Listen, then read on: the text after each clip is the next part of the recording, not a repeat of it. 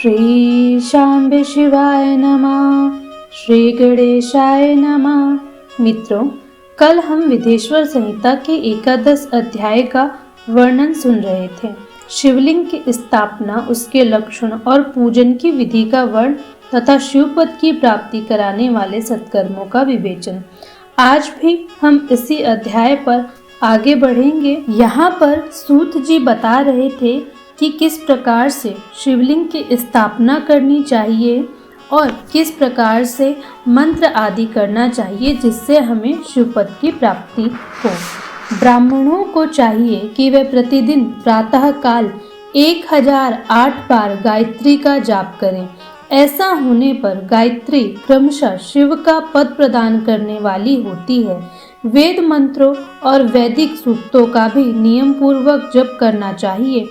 एकाक्षर मंत्र 10,000, दर्शान मंत्र 1000, 100 से कम अक्षर वाले मंत्र 100 और उससे अधिक अक्षर वाले मंत्र यथाशक्ति 1 से अधिक बार जपने चाहिए।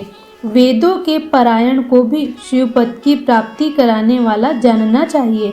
अनन्य जो बहुत से मंत्र हैं उनका भी जितने अक्षर हो उतने लाख जप करना चाहिए।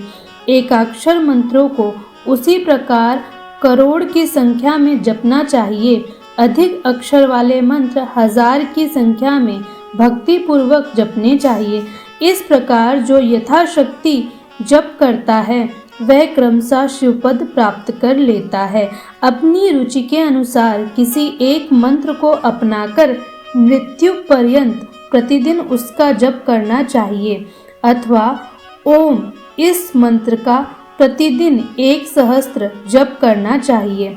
ऐसा करने पर भगवान शिव की आज्ञा से संपूर्ण मनोरथों की सिद्धि होती है।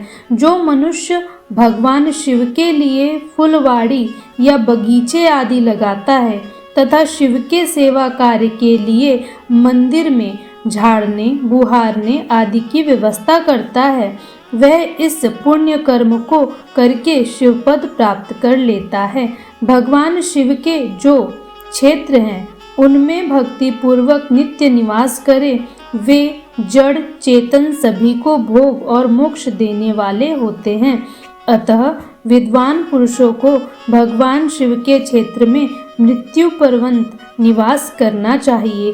मनुष्यों द्वारा स्थापित शिवलिंग से चारों ओर 100 हाथ तक पुण्य क्षेत्र कहा गया है तथा ऋषियों द्वारा स्थापित शिवलिंग के चारों ओर 1000 हाथ तक पुण्य क्षेत्र होता है। इस प्रकार देवताओं द्वारा स्थापित शिवलिंग के चारों ओर भी 1000 हाथ तक पुण्य क्षेत्र समझना चाहिए। स्वयंभू लिंग के चारों ओर तो 1000 धनुष यानी कि 4000 हाथ तक पुण्य क्षेत्र होता है। पुण्य क्षेत्र में स्थित बावड़ी, कुआं और पोखरे आदि को शिवगंगा समझना चाहिए। भगवान शिव का ऐसा ही वचन है। वहाँ स्नान, दान और जप करके मनुष्य भगवान शिव को प्राप्त कर लेता है। अतः मृत्यु पर्यंत शिव के क्षेत्र का आश्रय लेकर रहना चाहिए। जो शिव के क्षेत्र में अपने किसी मृत संबंधी का दाह, दशाह, मासिक श्राद्ध, सपिंडीकरण अथवा वार्षिक श्राद्ध करता है अथवा कभी भी शिव के क्षेत्र में अपने पितरों को पिंड देता है, वह तत्काल सब पापों से मुक्त हो जाता है और अंत में शिवपद पाता है। अथवा शिव के क्षेत्र में 7, 5, 3 या एक ही रात निवास कर ले, ऐसा करने से भी क्रमशः शिवपद की प्राप्ति होती है। लोक में अपने अपने वर्ण के अनुरूप सदाचार का पालन करने से भी मनुष्य शिवपद को प्राप्त कर लेता है।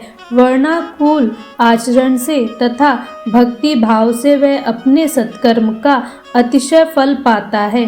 कामना पूर्वक किए हुए अपने कर्म के अभिष्ट फल को शीघ्र ही पा लेता है। निष्काम भाव से किया हुआ सारा कर्म साक्षात शिवपद की प्राप्ति कराने वाला होता है। दिन के 3 विभाग होते हैं, प्रातः, मध्याह्न और सायं। इन तीनों में क्रमशः एक एक प्रकार के कर्म का संपादन किया जाता है।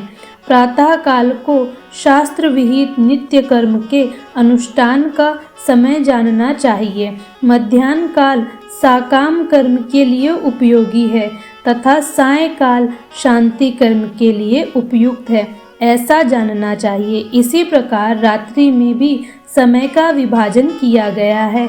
रात के 4 प्रकारों में से जो बीच के 2 प्रकार हैं उन्हें निशीथ काल कहा गया है।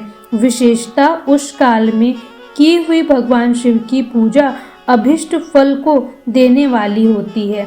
ऐसा जानकार कर्म करने वाले मनुष्य यथोक्त फल का भागी होता है। विशेषता कलयुग में कर्म से ही फल की सिद्धि होती है।